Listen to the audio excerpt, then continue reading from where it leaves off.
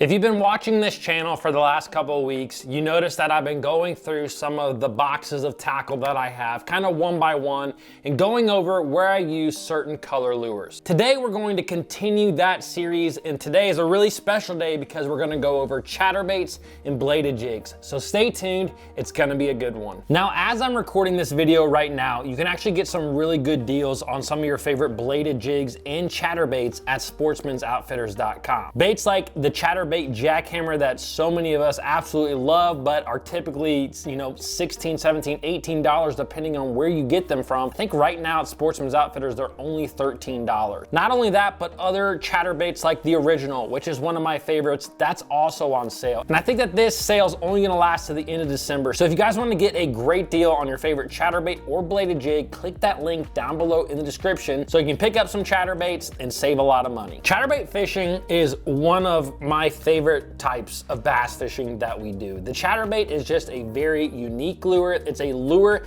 that you can catch not only a big bass on, but you can just catch a lot of fish on a chatterbait. And something that I really love about a chatterbait is that it works year round. It can work in water that's really cold, like upper 40s, low 50-degree water temps, and it can also work in the hottest temperatures that you're going to find. And if you fish bass tournaments, you may realize that pretty much over the last decade, chatterbaits have been dominating a lot of tournaments. Since the original chatterbaits came out, pretty much every company that's in bass fishing has developed their own type of bladed jig. And something that's really interesting about all those bladed jigs is they're all a little bit different. They're all a little bit unique. A lot of those different brands, although they may be the same size, they'll actually end up running a little bit deeper in the water column, and some will actually run a little bit higher in the water column. And the biggest thing is they all make different noises.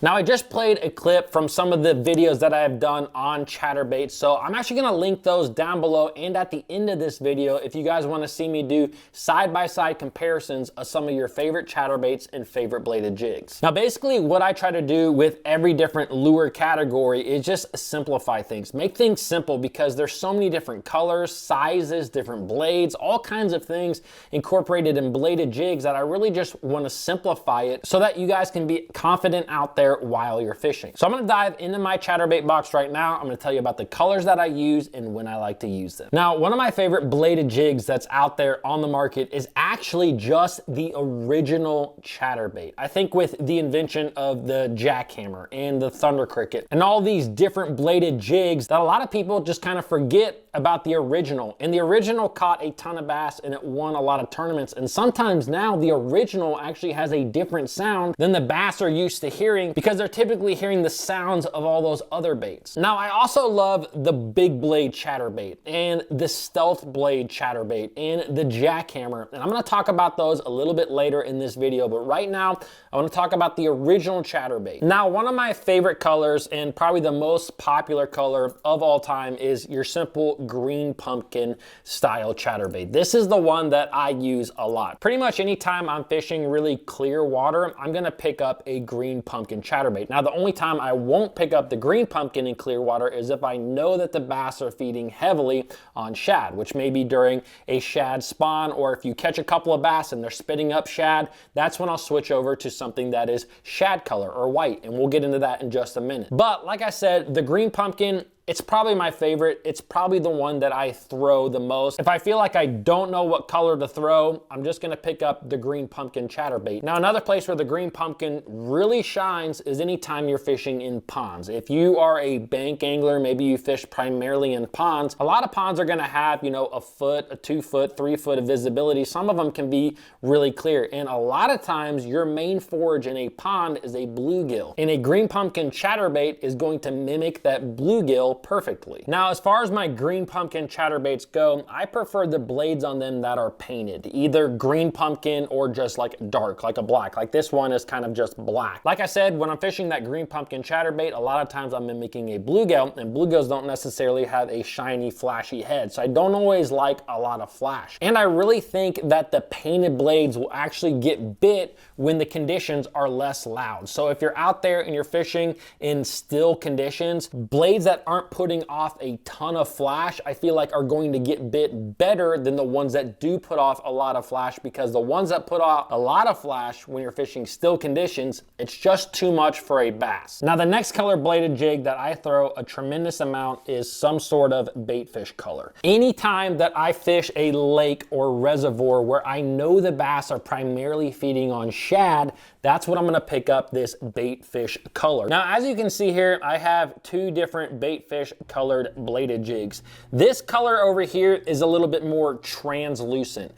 This translucent color, and translucent just means that you can see through it, this is the one I'm gonna use when I'm fishing in really clear water. So if the bass are eating shad and they're in clear water, I'm gonna use that translucent color. Now, the more off color the water gets, the muddier it gets, I'm gonna lean towards that white that is opaque, right? You can't see through it. It's just very bright white. So if I know the bass are eating on shad, that's the color that I go with, and I'm just gonna change the shades depending on the water clarity. Those two colors alone honestly make up probably the majority of my bladed jig fishing. Now, the other colors that I'm about to show you are a little bit more situational. I have really specific times when I throw this specific color. Now, the first one is some sort of white and chartreuse color like this bladed jig right here. Now, the one situation that I really like a white and chartreuse bladed jig is when I'm fishing clear water for smallmouth. We all know that smallmouth actually really love chartreuse. I don't know what it is about them, whether it's their aggression, but it seems like they really like chartreuse. So sometimes showing them a white and chartreuse bait like this, even in really clear water where it really stands out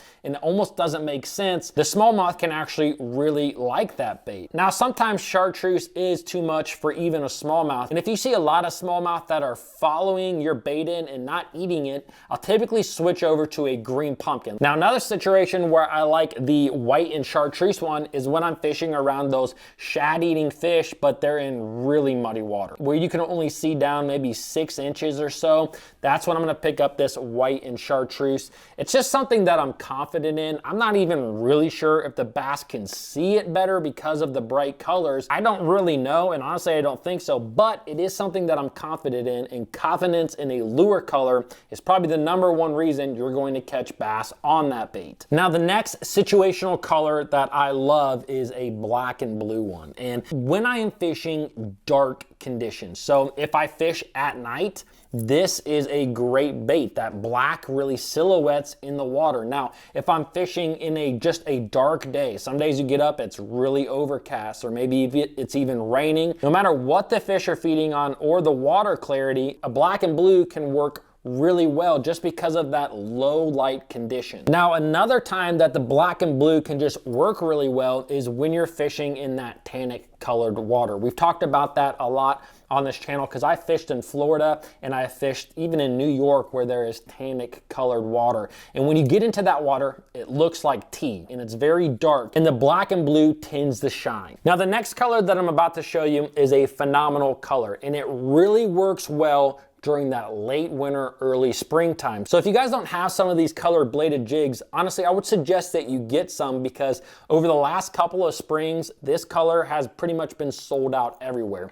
And that is some sort of red or fire crawl. This fire crawl color really became popular when a couple of guys won some big tournaments on them. We had guys in the Bassmaster Classic doing really well on this fire crawl. And again, It is a later winter, early spring color for me. We all know that in pre-spawn, bass really like that red color. This bait, although it's super bright, it will catch bass during that time of the year, no matter the water clarity. If you're fishing muddy water, that fire crawl can catch them. If you're fishing really clear water, the fire crawl can still catch them. Now, I'm not saying this is always going to catch them during the pre-spawn, but what it seems to happen is when this bite is on, it's going to outproduce any other color. It's actually gonna outproduce any other bait that you have in your entire boat or in your tackle box. Now, as far as your weight size goes with a chatterbait, to me, I fish a 3/8 ounce or a 1/2 ounce chatterbait probably 95% of the time. Those are the two sizes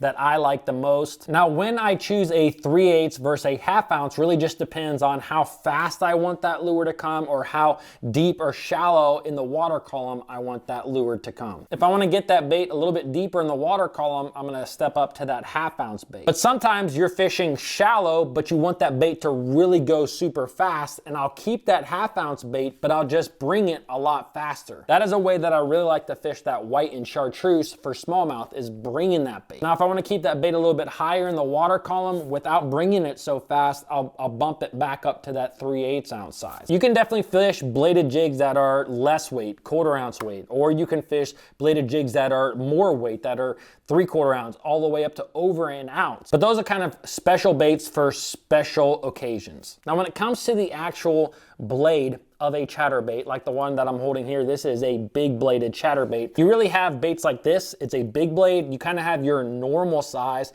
and you also have blades that are smaller, like the stealth chatterbait. Now, picking out the right blade kind of just comes down to experimenting. So basically, I always kind of start with the original blade size, and basically depending on the bass's aggression is when I'm going to change that bait. If I feel like the bass are really aggressive, then I might switch up to that big blade. That big blade is gonna put off a bigger vibration, it's gonna displace water further, and it's gonna allow those bass to hunt it down. Another time I might use that big blade is when I'm fishing in muddy water. In muddy water, you want some vibration to help those fish hone in on that bait, and that big blade is gonna put off a bigger vibration. Now, if I'm fishing kind of that normal blade and I feel like fish are hitting it and missing it, or maybe I'm losing a couple, that's when I'm gonna go down to the stealth style blade. That stealth blade is gonna put out less vibration, it's gonna move less water down there, and sometimes simply switching from like an original to that stealth blade will help those fish to start committing to that bait instead of missing it all the time. Now, speaking of this big bladed chatterbait, I actually did a full video on this bait, and I'm gonna link it